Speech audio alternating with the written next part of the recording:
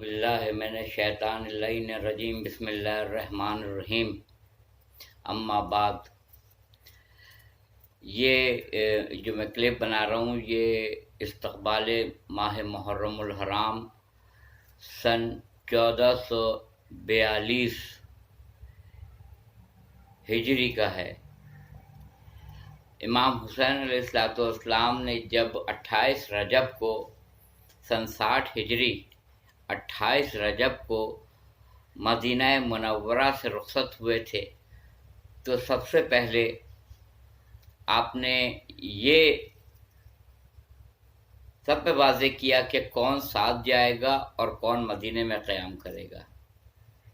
اس لیے ہمیں ہسٹری پڑھنے سے یہ معلوم چلتا ہے کہ کون کون لوگ اس وقت مدینے میں تھے اور کون کون امام کے ساتھ مکہ پہنچے اور حج کو عمرے سے بدل کے کون کون شامل ہوتا گیا اور کون 61 ہجری کے عاشور کے وقت مولا کے ساتھ تھا، یہ ہمیں پتہ چلتا ہے۔ دیکھیے مکمل طور پہ تفصیل بتانا بڑا مشکل ہے، اس لیے کہ حضرت حنفیہ جو کہ امام حسین علیہ السلام کے بھائی تھے اور مولا کائنات کے صلبی بیٹا تھے، وہ مدینے میں رہ گئے تھے۔ جناب زینب سلام اللہ علیہا کے شوہر جو حضرت عبداللہ تھے وہ امام کے اذن سے حکم سے مدینہ منورہ میں ٹھہر گئے تھے۔ اس کے بعد سے جو ساتھ چلے تھے اس میں شہزادی ام البنین یعنی بیٹوں کی ماں، کیا لقب ہے آپ کا، خاتون جنت سلام اللہ علیہ کے بعد آپ جانتے ہیں کہ شہزادی ام البنین یہ کہہ کے آئی تھیں کہ ماں بن کر نہیں آئی ہوں، کنیز بن کر آئی ہوں، کنیز۔ اور یہی وجہ تھی کہ حضرت ابوالفضل عباس لمبردار نے ساری زندگی امام حسین علیہ السلام کو آقا کہا اور جناب زینب اور شہزادی ام کلثوم کو کبھی آنکھ ملا کے آنکھ اٹھا کے نہیں دیکھا اور صرف شہزادی پکارا۔ مولا کے حکم سے جو لوگوں کو حکم تھا وہ مدینے میں رہ گئے تھے، جن کو حکم تھا وہ ساتھ، یعنی 28 رجب سن 60 ہجری کو آپ کوئی 3 تاریخ بتاتا ہے، کوئی 4 تاریخ، بہرحال معتبر 3 تاریخ ہے، 3 تاریخ شعبان کی جو آپ کی ولادت کی تاریخ ہے امام حسین علیہ السلام کی، آپ مکہ معظمہ پہنچے۔ تو جب آپ وہاں پہنچے تو شعبان، رمضان، شوال، ذیقعد اور ذی الحج کی، اب یہاں بھی 2 روایتیں ہیں، کوئی 8 کہتا ہے ذی الحج، کوئی 9 کہتا ہے۔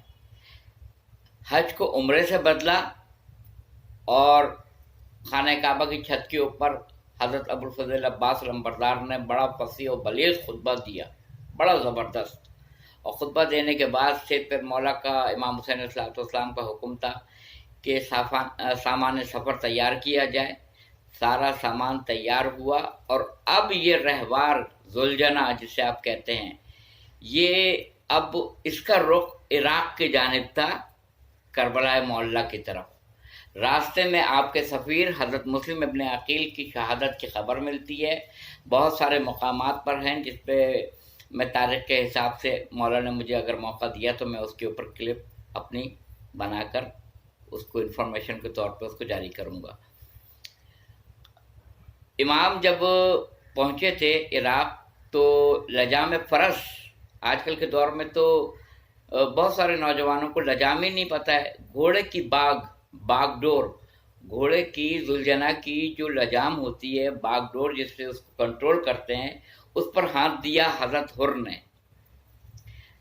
تو آپ نے کہا امام حسین علیہ السلام نے، حر تیری ماں تیرے غم میں تیرے ماتم میں بیٹھے۔ تو تاریخ میں لکھا ہے کہ جناب حر فرماتے ہیں کہ آپ میری ماں کا نام لے سکتے ہیں مگر آپ کی والدہ خاتون جنت، خاتون محشر فاطمہ الزہرا سیدۃ النساء العالمین ہے، میں تو بغیر وضو کے ان کا نام بھی نہیں لے سکتا ہوں۔ اور پھر حضرت ابوالفضل عباس کو حکم دیا کہ حر کے لشکر کو پانی پلایا جائے، حر کے لشکر کو سیراب کیا گیا اور امام کا حکم تھا کہ جانور جب تک 3 مرتبہ پانی پی کے منہ نہیں اٹھا لیں اس وقت تک پانی ان کے پاس سے نہیں ہٹایا جائے۔ یہ سارا واقعہ تاریخ کے اوپر ڈاکومنٹیشن موجود ہے، تحریر ہے، منضبط ہے، لکھا ہوا ہے۔ اس کے بعد سے گھیر کے لانے والوں میں سے حضرت حر تھے، وہ گھیر کے لے کر آئے دشت نینوا میں۔ جب مولا نے وہاں سے 2 محرم کو آپ کربلا پہنچے، 2 محرم کو آپ نے اپنے گھوڑے کو ذوالجناح کو آگے بڑھانے کی کوشش کی، گھوڑے نے چلنے سے انکار کر دیا۔ یہ جانور میں تو حس ہوتی ہے، عقل تو ہے نہیں، جبلت ہے اور حس ہے، عقل نہیں ہے، تو آگے بڑھ جاتا۔ مولا نے دنیا والوں کو، وہاں جتنے لوگ جمع تھے ان کو دکھانے کے لیے 7 رہوار بدلے، 7 ذوالجناح بدلا، 7 رہوار بدلا، اور 7 میں اتنی قوت نہیں تھی، طاقت نہیں تھی کہ وہ ایک قدم بھی آگے بڑھتے۔ تو کیا سب کے سب موجز نما تھے؟ جتنے رہوار تھے، جتنے گھوڑے لائے گئے تھے، سب موجز نما تھے؟ ایسا بالکل نہیں ہے۔ جب امام صاحب امر اس کے اوپر بیٹھ جائے تو وہ موجز نما بن جاتا ہے، اس میں تاثیر آ جاتی ہے۔ جب رسول خدا صلی اللہ علیہ وآلہ وسلم ناقہ بنے اپنے دونوں بیٹوں کے لیے، امام حسن مجتبیٰ علیہ السلام کے لیے اور امام حسین علیہ السلام کے لیے، تو لوگ جمع ہو گئے، لوگوں نے نعت پڑھنی شروع کر دی۔ کتنی بہترین سواری ہے، لوگ نعت پڑھ رہے تھے۔ آپ نے لوگوں کو روکا، فوراً جا کے صحاح ستہ میں یہ روایتیں دیکھ لیجیے گا۔ آپ نے کہا نعت نہیں پڑھو، منقبت پڑھو، منقبت کہو کہ سوار کتنے اچھے ہیں۔ تعریف ہو رہی تھی سواری کی، رسول خدا کی، نعت پڑھی جا رہی تھی۔ آپ نے لوگوں کو روکا اور کہا منقبت پڑھو نعت کی جگہ پہ، اور کہو کہ کتنے اچھے سوار ہیں۔ تو جب موجز نماز اوتی العلم راسخون فی العلم اولو الالباب اہل الذکر اولو الامر اس پہ بیٹھ جاتا ہے تو وہ موجز نما ہو جاتا ہے۔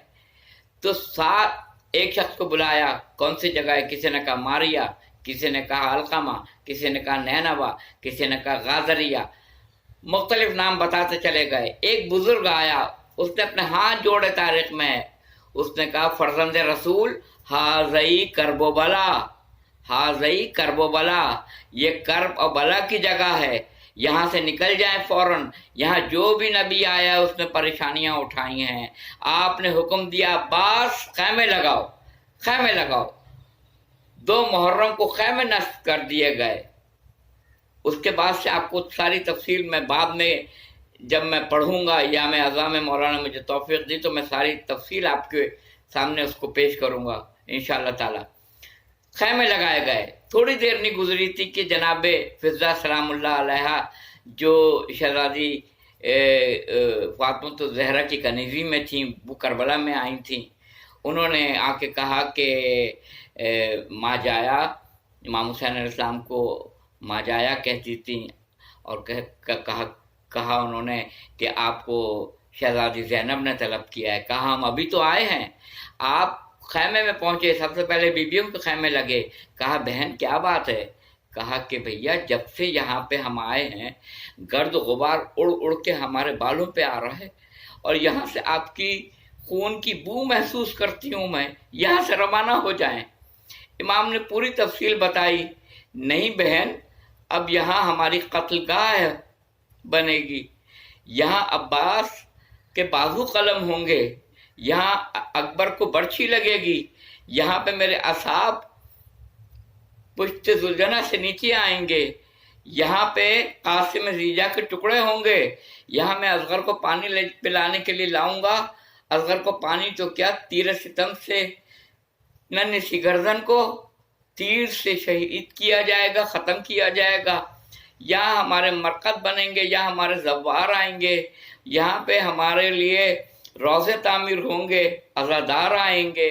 یہ آج اس دور میں جب کرونا کا مرض ہے، سارے عزادار دل کی دلی میں رہ گئی، کوئی دنیا سے حج پہ نہیں جا سکا، جس کی بڑی بڑی آرزو تھی وہ حج پہ نہیں پہنچ سکا، جس کی آرزو تھی کہ وہ کربلا معلیٰ پہنچے گا نہیں پہنچ پا رہا ہے کورونا کی وجہ سے۔ ہمیں خود اپنے کو بھی دیکھنا چاہیے ہم میں کیا خامیاں ہیں۔ ماہ محرم کی بس آمد ہی آمد ہے، گھر میں فرش اعلیٰ بچھائیے، بخدا آپ کو لگے گا کہ کوئی بھی نہیں ہے، مگر سورہ الحاقہ کی آیت 38 39 پڑھ لیجئے جا کے۔ سورہ الحاقہ آیت 38 میں پروردگار عالم قسم کھاتا ہے، مجھے قسم ہے ان چیزوں کی جو تم کو نظر آتی ہیں، ہم سے مخاطب ہے، اور مجھے قسم ہے 39 میں، مجھے قسم ہے ان چیزوں کی بھی جو تم کو نظر نہیں آتی ہیں۔ بیویاں زنان خانے میں آئی بیٹھی ہیں، تم کو نظر نہیں آئیں گی۔ عابد بیمار مردانے میں آئیں گے، بیٹھیں گے۔ ایسا ہو نہیں سکتا ہے کہ مردانے کے اندر بیویاں آ کے بیٹھ جائیں، نہیں ہو سکتا ہے۔ جس کا جنازہ، جس کی ماں کا جنازہ شب کی تاریکی میں اٹھایا جائے، جس کو سورج نے کبھی نہ دیکھا ہو، وہ مردانے میں آ کے بیٹھ جائیں گی بیویاں؟ ایسا ہرگز نہیں ہو سکتا ہے۔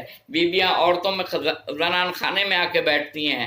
عابد بیمار سید سجاد مرد حضرات جہاں بیٹھے ہوتے ہیں وہاں کسی گوشے میں بیٹھے ہوں گے، پرسہ دیجیے گا، اگربتی موم بتی جلائیے گا، عزا خانہ سجائیے گا، ایک نوحہ پڑھ لیجیے گا، ماتم کر لیجیے گا۔